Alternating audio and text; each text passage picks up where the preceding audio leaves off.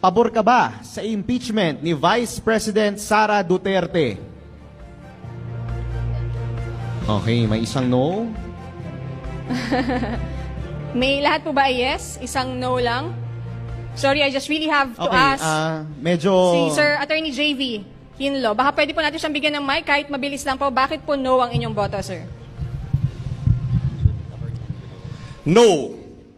Sa dahilan po na ngayon nagsasalita ako bilang isang kandidato ng PDP Laban, dapat natin respetuhin ang equal protection of laws. Bakit aatakihin lang si VP Sara at hindi natin pag-aralan at suriin ang confidential fund ng Pangulong Marcos at ng mga departamento na under kay Pangulong Marcos? Bakit si VP Sara lang? Hindi ba patas ang batas?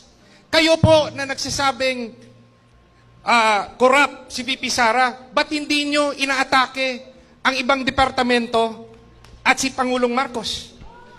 Patas ba ang batas sa inyo? Patas ba? Dapat lahat, kung atakihin yung isang tao, pantay-pantay, lahat atakihin nyo. Bakit tahimik kayo? Salamat Okay, thank you po.